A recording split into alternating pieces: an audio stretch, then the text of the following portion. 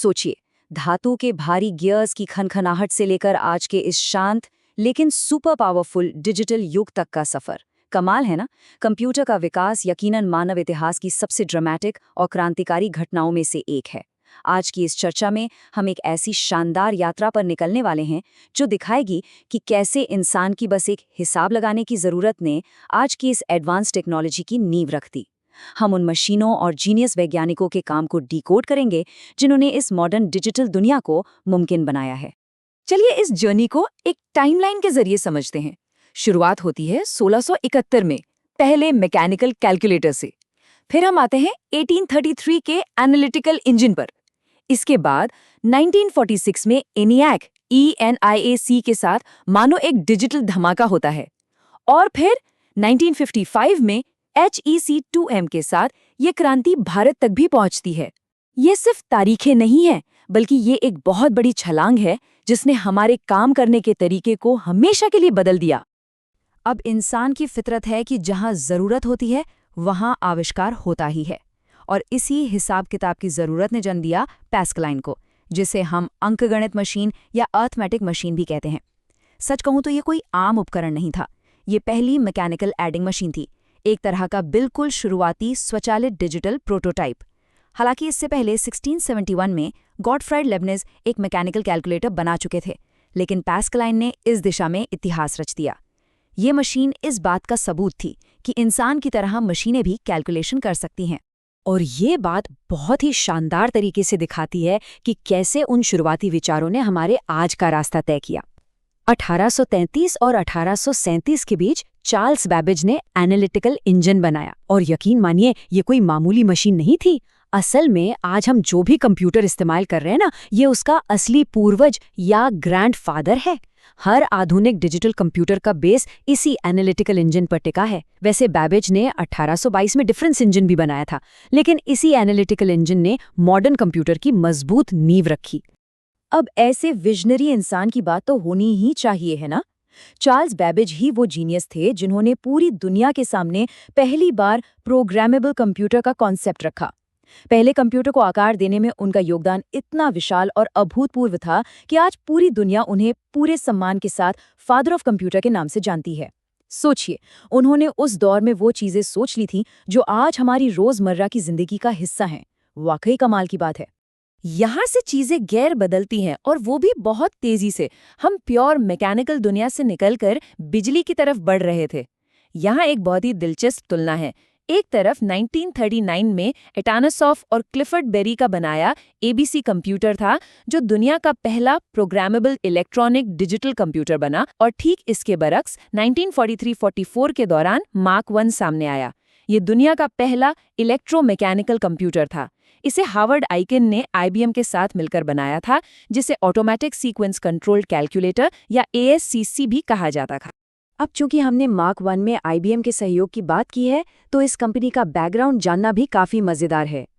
IBM यानी international business machine, New York के आर्मोंक में इसका हेडक्वार्टर है, और टेक की दुनिया में इसे प्यार से बिग ब्लू भी कहते हैं। मजे की बात यह है कि इसकी शुरुआत 1911 में कंप्यूटिंग टेबुलेटिंग रिकॉर्डिंग कंपनी के नाम से हुई थी। और हाँ, आज इस हिस्टोरिक टेक जायंट की CEO अरविंद कृष्णन हैं। है ना दिलचस्प। अब इस स्लाइड के बारे में जो सबसे दिलचस्प बात है वो ये है कि यहीं से हम असल मायने में इलेक्ट्रॉनिक युग में एंट्री लेते हैं। हम बात कर रहे हैं ENIAC की, electronic numerical integrator and computer. ये दुनिया का सबसे पहला इलेक्ट्रॉनिक डिजिटल कंप्यूटर था। 1946 में JP एकर्ट और जॉन माउचली ने इसे बनाया था, जिसमें पेंसिल्वेनिया यूनिवर्सिटी का बहुत बड़ा हाथ था। ये सिर्फ एक कंप्यूटर नहीं था, बल्कि ये दुनिया का पहला मल्टीपर्पज यानी बहुउद्देश्यीय इलेक्ट्रॉनिक डिजिटल कंप्यूटर था। मतलब कंप्यूटर अब सिर्फ एक काम तक सीमित नहीं रहा था। मशीनें तो एडवांस हो रही थीं, लेकिन उन्हें ऐसे सिस्टम की जरूरत थी जो डेटा को ठीक से समझ सके और उसे स्टोर कर सके। और यही एंट्री होती है जॉन वॉन न्यूमन की। उन्होंने पहला बेसिक कंप्यूटर आर्किटेक्चर डिजाइन किया। सबसे बड़ी बात, उन्होंने स्टोर्ड प्रोग्राम का कॉन्सेप्ट दुनिया को दिया। इसका सीधा सा मतलब ये था कि अब इंस्ट्रक्शंस और डेटा दोनों को कंप्यूटर की मेमोरी के अंदर ही सेव किया जा सकता था। आज आपके स्मार्टफोन से लेकर सुपर कंप्यूटर तक सब इसी कॉन्सेप्ट पर चलते हैं। चलिए आगे बढ़ते हैं और देखते हैं कि ये सिलसिला कैसे आगे बढ़ता है। उस दौर में कई जबरदस्त कंप्यूटर बने। इनके नाम सुनने में थोड़े भारी भरकम जरूर लगते हैं, पर इनका विकास समझना आसान है। 1949 में मॉरिस विल्क्स ने EDSAC बनाया। उसी दौरान जॉन वॉन न्यूमैन के आइडिया से EDVAC बना। इसके बाद GEC ने यूनिवैक तैयार किया और 1949 में ही एकट माउचली कॉरपोरेशन ने BINAC बनाया। ये सिर्फ रैंडम नाम नहीं है, ये वो मजबूत कड़ियां हैं जो हमें आज के सुपर फास्ट कंप्यूटर तक लेकर आई हैं। इन मशीनों ने जो किया वो उस वक्त किसी मैजिक से कम नहीं था। कैम्ब्रिज यूनिवर्सिटी में बनी EDSAC की सबसे बड़ी खासियत ये थी कि इसमें डेटा स्टोर करने की कैपेसिटी थी। ये दुनिया का पहला electronic digital stored program computer था। लेकिन जो बात मुझे सबसे ज्यादा अमेजिंग लगती है वो है EDVAC का एक ऐतिहासिक फैक्ट। इसमें बाकायदा एक गेम डिजाइन शामिल था और उस पर एक कंप्यूटर गेम को सक्सेसफुली रन भी किया गया था। सच में आज की विशाल गेमिंग इंडस्ट्री की जड़ें यहीं से जुड़ी हुई हैं। अब तक तो ये सारे कंप्यूटर बड़ी बड़ी लैब्स और यूनिवर्सिटीज के कमरों में बंद थे, लेकिन फिर आया यूनिवैक, यूनिवर्सल ऑटोमेटिक कंप्यूटर। इसने पूरी गेम ही पलट दी। ये दुनिया का पहला ऐसा कंप्यूटर था जिसका इस्तेमाल कमर्शियल या बिजनेस के कामों के लिए किया गया। इसी के साथ 1949 में बने BNAC ने भी अपना अहम रोल प्ले किया। इन दोनों ने मिलकर दुनिया को दिखा दिया कि कंप्यूटर सिर्फ लैब में बैठे वैज्ञानिकों के लिए नहीं है, बल्कि ये बिजनेस और इंडस्ट्री को चलाने का एक बहुत ही पावरफुल टूल है। तो सबसे महत्वपूर्ण बात यह है कि टेक्नोलॉजी की ये जबरदस्त लहर सिर्फ पश्चिमी देशों तक ही सीमित नहीं रहने वाली थी। साल 1955 ये वो ऐतिहासिक वर्ष था जिसने हमारे इतिहास में एक बेहद गौरवशाली अध्याय जोड़ा। जी हाँ, 1955 वो साल था जब कंप्यूटिंग की इस शानदार तकनीक ने भारत की धरती पर अपना पहला कदम रखा।